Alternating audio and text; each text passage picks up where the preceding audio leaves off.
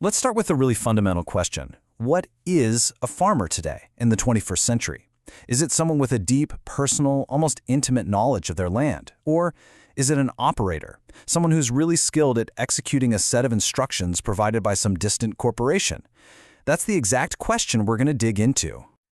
You see, the core conflict in agriculture right now isn't really about plows versus no-till or organics versus conventional. It's a battle for the mind of the farmer. It's a choice between two completely different ways of seeing the world and interacting with the land.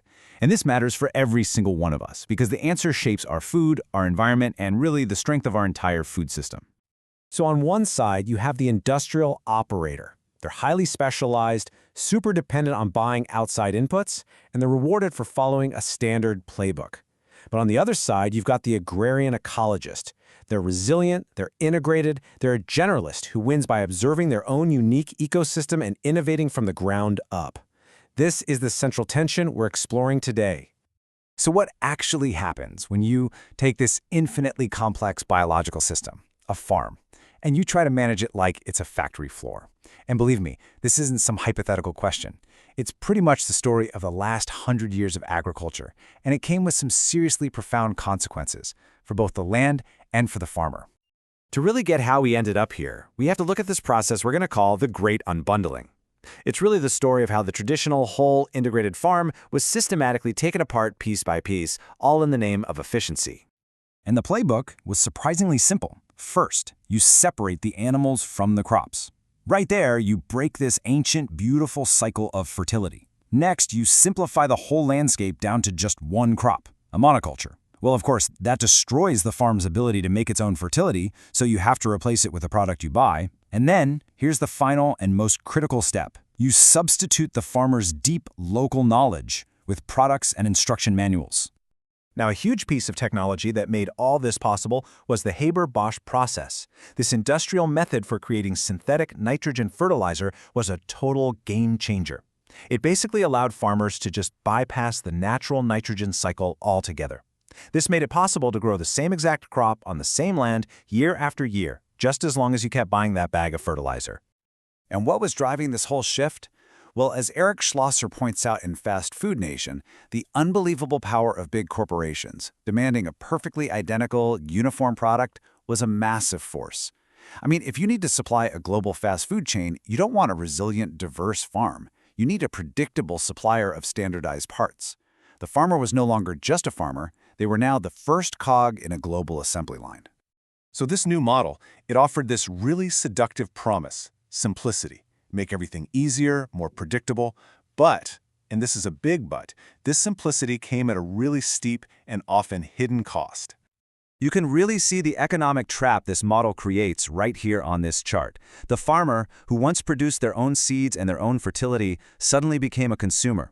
Now they depend on corporations for patented seeds, for chemical inputs, for hyper-specialized equipment. It creates this treadmill of debt and dependency that's really hard to get off of. But honestly, the economic cost? It pales in comparison to the intellectual one. An entire library of skills was basically lost, or at least devalued. The ability to read the health of your soil, to save seeds that are perfectly adapted to your specific valley, to use animals to solve pest problems, to just figure out a solution with what you have on hand. All of this deep, practical intelligence was suddenly considered obsolete. And this brings us to a really crucial question. When all that complex decision-making is outsourced from the farmer's brain to a corporate manual, who actually gains power in that transaction?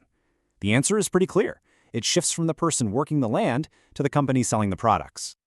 Okay, but that is not the end of the story. Not even close. Because all across the world, there's this movement growing to reclaim that lost knowledge. This is the comeback, the redemption arc, the rise of the reskilled generalist farmer.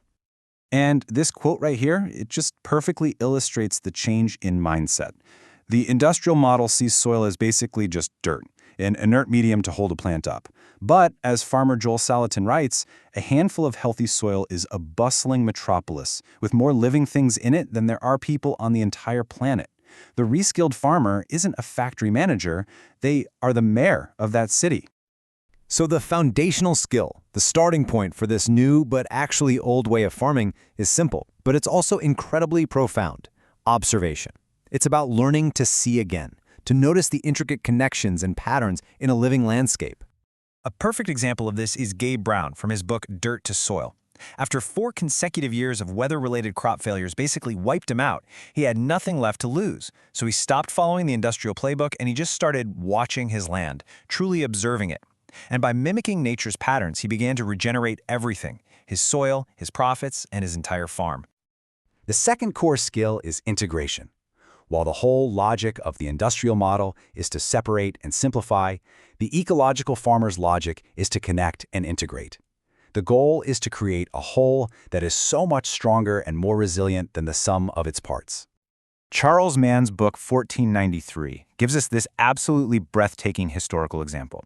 In Brazil, communities that were formed by people who had escaped slavery, known as quilombos, they blended their own agricultural knowledge with the knowledge of indigenous peoples. What they created were these food forests that were so complex, so abundant, and so integrated that when European explorers saw them, they just assumed it was untouched, pristine jungle. And the final skill we're going to talk about is reclamation. This is the active process of taking back agency, taking back self-sufficiency, and taking back the dignity that comes with having deep knowledge. And this active reclamation can be so incredibly powerful. In Black Food Geographies, Ashante Reese tells the story of Black families who migrated from the rural South up to Washington, D.C. Now, they brought with them these farming skills that were often associated with a painful history of subjugation. But in their new urban community, they reclaimed those skills and turned them into liberation tools, building gardens and food systems that created independence and real community resilience. So all of this brings us to the future. We've seen 2 completely different paths, right? One that de-skills the farmer and degrades the land, and another that re-skills the farmer and actually regenerates the land. Let's just put them side by side one last time.